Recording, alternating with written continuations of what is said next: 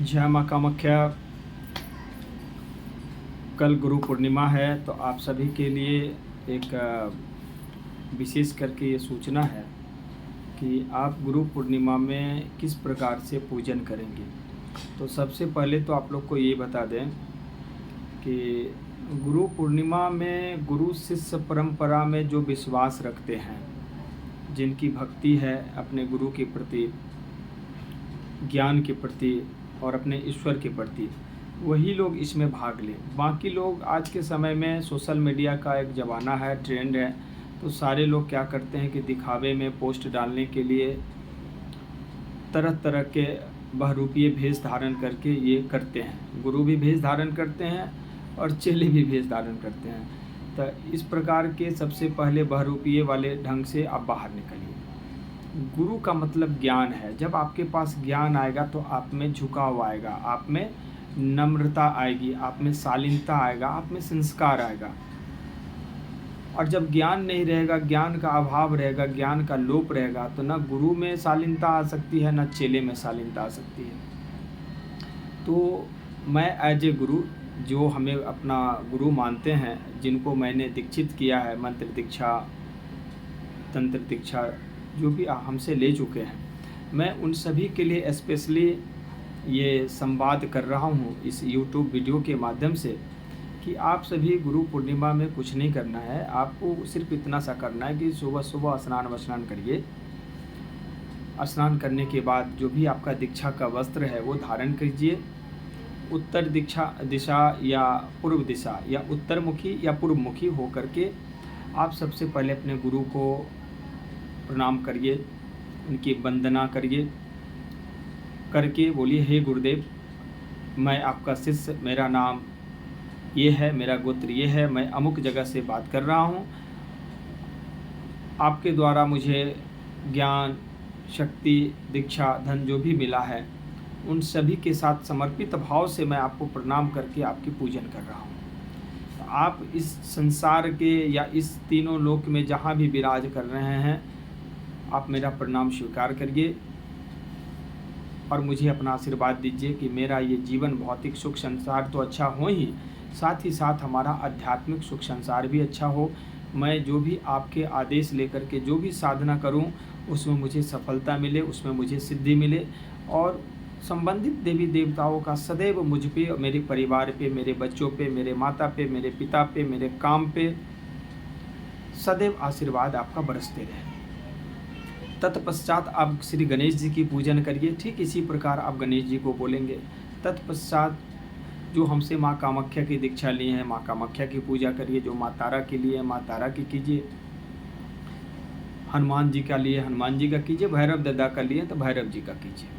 कहने का मतलब आपको जो भी दीक्षा मेरे माध्यम से मिला है या आपके जो भी गुरु हैं उनके माध्यम से मिला है, तो आप उस देवी देवताओं की पूजा करिए। फिर आप अपने कुल की देवी देवता, जो भी मान के चलिए, बहुत सारे लोग अपने कुल के देवी देवताओं का नाम नहीं जानते हैं, तो ऐसे परिस्थिति में क्या करना, आप सीधे बोलेंगे, हे कुल देवी माता, हे हमारे कुल की माता, मैं आपको प्रणाम करके मैं आपका आह्वान करता हूँ, आप हमारे साधना स्थल, पूजन स्थल पे आने की कृपा करें और मेरे द्वारा दिए गए पूजा को स्वीकार करें, भोग को स्वीकार करें और मुझे आशीर्वाद दें। जिस प्रकार से आपने गुरु पूजन किया, सिर्फ नाम चेंज होगा, बाकी इसी प्रकार से आप गणेश जी का भी करेंगे, इष्ट देवी देवता का करेंगे और कुल देवी देवता का करेंगे। फिर आप पितर का करेंगे, यानी जो आपके वंश के पितर हैं उनको भी इसी प्रकार से कहेंगे, उनसे भी क्षमा याचना करेंगे, उनसे भी आशीर्वाद मांगेंगे। फिर आप जिस जगह पे बैठ के पूजन कर रहे हैं वहाँ का देवता होते हैं, उसे स्थान देवता बोलते हैं। इसी को और थोड़ा लंबा में जाएंगे तो स्थान देवता, ग्राम देवता, वास्तु देवता, क्षेत्रपाल देवता, नवग्रह देवता, तो इतनी की पूजा आप करेंगे। चूँकि देवाधिदेव महादेव बाबा भोलेनाथ, शिव शंभु आदि गुरु हैं, तो आप उनकी भी पूजा करिए। कहीं न कहीं कोई गुरु हैं तो उनसे ज़रूर संबंधित हैं। और जब आप शिव की पूजा कर लिए तो उसमें सारी देवी देवता समाहित हो जाते हैं। तो इस प्रकार से पूजन करिए, यानी आप अपने गुरु की पूजा करिए, श्री गणेश जी की पूजन करिए, इष्ट देवी देवता का करिए, कुल देवी देवता का करिए, पितर का करिए, स्थान देवता का करिए और फिर देवाधिदेव महादेव बाबा भोलेनाथ शिव शंभू को भी आदि गुरु के स्वरूप में आप उनकी पूजन करिए। क्योंकि ये तंत्र की परंपरा उन्हीं से है, मंत्र की उत्पत्ति ब्रह्मा जी से है, मंत्र की उत्पत्ति ब्रह्मा जी से है, तंत्र की उत्पत्ति शिव जी से है, और यंत्र की उत्पत्ति जो है पालनकर्ता श्री हरि नारायण विष्णु जी से है। और ऐसे भी जो ये गुरु पूर्णिमा आता है, इसमें शिव जी बागडोर संभाले हुए हैं। यानी जब देव शयनी एकादशी हो जाता है, यानी कि हमारे नारायण सो जाते हैं, विश्राम की अवस्था में आते हैं, तो सारा कार्यभार हमारी माता पार्वती और देवादिदेव महादेव बाबा भोलेनाथ शिव शंभू के कंधे पे आ जाता है। तो उनकी भी पूजा अनिवार्य हो जाता है। तो आप इतना का पूजा कर लीजिए।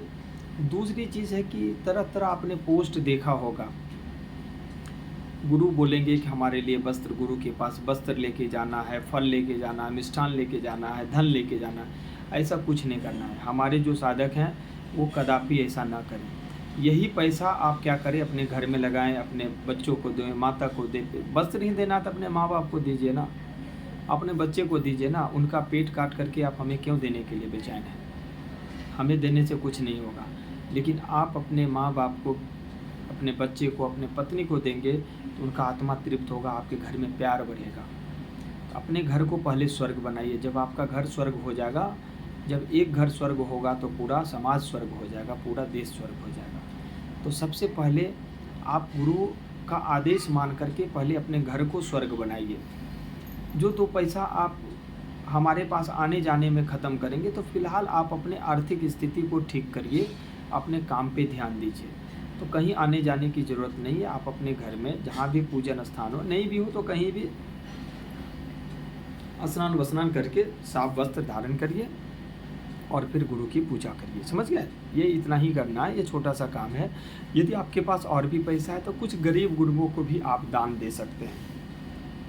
गुरु के आदेश मान करके आप उनको दीजिए। बोलिए कि मैं अपने गुरु शशि भैरव जी के आदेश से आप सभी को ये जो भी हमसे सामर्थ्यवान हुआ है, हम अपने स्वेच्छा से, हृदय से, स्वहृदय से आपको ये दान पुण्य कर रहे हैं। इसका जो भी फल हो आप हमें देना, हमारे पितरों को देना, हमारे गुरु को देना, जिससे कि उनकी आत्मा तृप्त हो। हमारे गुरु का ये आदेश है कि हमारे पितरों को मुक्ति मिले, तो इससे भी आपके पितरों को मुक्ति मिलेगा और पितर आपको आशीर्वाद देंगे। सदैव अपने दान पुण्य का अंश अपने पितरों को दिया करिए, इससे आप सभी का पितृदोष कटेगा। फिर गली मोहल्ले में जो कुत्ते होते हैं वो भैरव देवता की सवारी होते हैं, तो आप उनको भी कुछ खाने को ज़रूर दें। गाय हमारी माता है, चूँकि इसलिए माता है, जिस प्रकार से एक बच्चे को 6 महीना, साल भर या जब वो बड़ा नहीं होता तब तक माँ उसको सीने से लगा के पालती पोसती है, ठीक उसी प्रकार गौ, यानी ये एक ऐसे पशु हैं जिसमें इतने दैवीय गुण हैं, जिसके सहारे से इनके एक एक भाग में एक एक इनके द्वारा प्राप्त जो भी चीज़ें हैं, चाहे वो गोमूत्र हो, गोबर हो या दूध हो, उन सब में औषधीय गुण होता है। इसीलिए हमारे पूर्वजों ने हमारे धर्मशास्त्रों में ऐसा वर्णन किया है कि गौ हमारी माता है।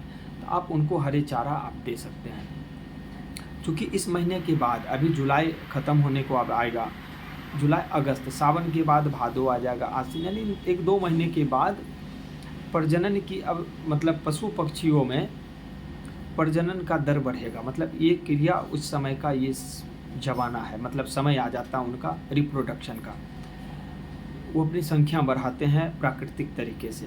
तो आप उनको खाने के लिए दें। इसीलिए पितृपक्ष में हमारे पूर्वजों ने नियम बनाया है कि कौवे को खाने के लिए देना है।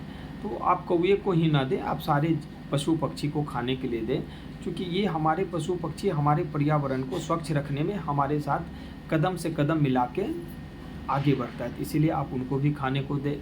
और यदि आपके पास कुछ धन हो तो अपने आसपास के कोई गरीब ब्राह्मण हो, पैसे वाले नहीं, पैसे वाले को क्यों पैसा देना है, कोई गरीब ब्राह्मण हो या गरीब व्यक्ति हो, उसको आप वस्त्र दे दीजिए, उसको आप खाने को दे दीजिए। वास्तविक में यही आपका गुरु के प्रति आपका गुरु पूजन होगा। बाकी आप गुरु को दे रहे हैं, अरे गुरु आपके कितने वस्त्र पहनेंगे, 1 पहनेंगे, 2 पहनेंगे, 4 पहनेंगे। आप सपोज करिए उनके 100 चेले हैं, 100 चेला वस्त्र ला के देगा तो वो किसी बक्सा पेटी में भरा रहेगा। और यदि 2 वस्त्र के अलावा उनको ज़रूरत ही नहीं है। 2 वस्त्र चलेगा साल भर, 2 साल चलेगा, फिर साल भर के बाद उनको ज़रूरत पड़ेगी। तो ये वस्त्र आप उनके ही नाम से किसी गरीब गुणवे को दे दीजिए, तो समझिए कि आपने गुरु की कितनी सेवा करी है और आपको भी कितना फल मिलने वाला है। तो ऐसा करिए, गुरु पूजन बिल्कुल शालीनता से, स्पष्ट सरल स्वभाव के साथ कीजिए। बहुत आनंद मिलेगा जब आप किसी को देंगे। एक छोटे बच्चे, गरीब बच्चे को देखिए, रोड किनारे बेचारा चलता मांगते घूरता है। क्या कभी आपने सोचा है कि आप जो अपने गुरु को 1000, 5000, 10,000 देते हैं दक्षिणा या कुछ भी, उनमें से 100 रुपया निकाल के आप उस बच्चे को टॉफ़ी खिला दीजिए, उस बच्चे को कुछ अच्छे भोजन करा दीजिए, फिर उसके चेहरे पे मुस्कान देखिए, आपका आत्मा तृप्त हो जाएगा। तो वास्तविक में यही पूजा है। तो हम उम्मीद करते हैं कि आप सभी हमारे इस छोटे से बताए मार्ग पे चलेंगे आगे से। जब चलेंगे तो आपको भी खुशी मिलेगा और हमें भी खुशी मिलेगा। तो हम आपके गुरु, तांत्रिक गुरु शशि भैरव, माँ कामाख्या तंत्र साधना केंद्र से आप सभी से निवेदन करते हैं कि आप सभी बस इसी सरल स्वभाव के साथ अपने गुरु पूजन करिए, गुरु पूर्णिमा का आनंद लीजिए और दान पुण्य करिए। गुरु को देने की आवश्यकता नहीं है, गुरु के पास ऐसे ही है। गुरु को कुछ देना है तो बस अच्छा स्वभाव के साथ, अच्छे ज्ञान के साथ उनका अनुसरण कीजिए, भक्ति कीजिए, साधना कीजिए और सफल बनिए। तो ये आपका गुरु दक्षिणा होगा वास्तविकता में। नहीं तो फिर ऐसे करते रहिए, देने होने से कोई सिद्धि नहीं मिलता है। आप पैसा से भी तौल दीजिएगा किसी को, वो सिद्धि नहीं दिला सकता है। सिद्धि आपके मेहनत और आपके अच्छे कर्मों से मिलेगा। तो इन्हीं वाणी के साथ हम अपने आज का ये गुरु शिष्य मतलब ये जो पर्व है उसका समाप्ति करते हैं और आशा करते हैं कि आप सभी हमारे बताए हुए छोटे से मार्ग पे चलेंगे। उससे हमें भी खुशी मिलेगा और आपके अपने वंश के कुल देवी देवता पितर को भी खुशी मिलेगा। जय माँ कामाख्या। आप सभी स्वस्थ रहिए, अच्छे से रहिए। इसी कामना के साथ आज हम अपने वाणी को विराम देते हैं। जय माँ कामाख्या।